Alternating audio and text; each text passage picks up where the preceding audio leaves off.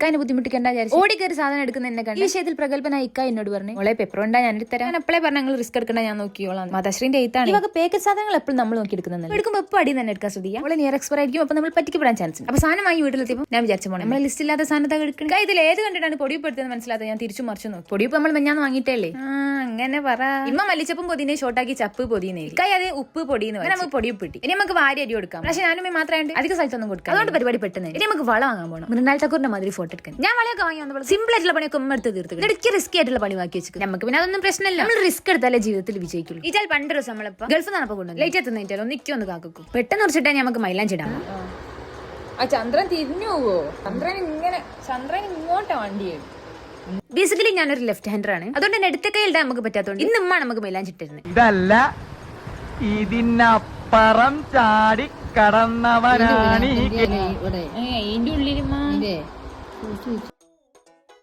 2000 years later. ഇത് ഞങ്ങൾക്ക് വേറെ ആളെ കാണിച്ചു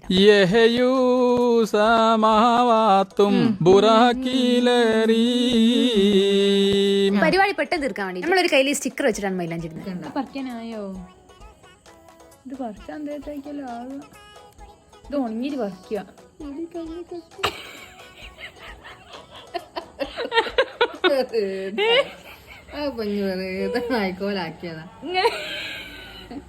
ഇങ്ങനെ പോയി സാർ എന്നെ വേഗം പോയി കിടന്നോളി. രാവിലെ ആകുമ്പോ ടോപ്പാവും.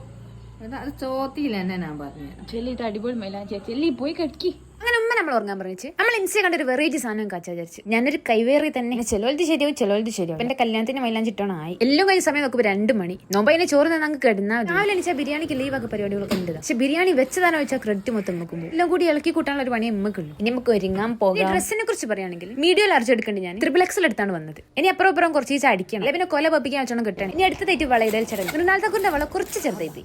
പക്ഷെ നമ്മളെ പോരാളിന്റെ അടുത്ത് ഇല്ലാത്ത പരിഹാരങ്ങളുണ്ടോ? ഇനി നമുക്ക് അടുത്ത ഫോട്ടോ പേഴ്സണൽ ഫോട്ടോഗ്രാഫർ ഉമ്മാണ്. അപ്പൊ ആ വീഡിയോ നമ്മൾ നാളെ വരാം. അപ്പൊ ബൈ.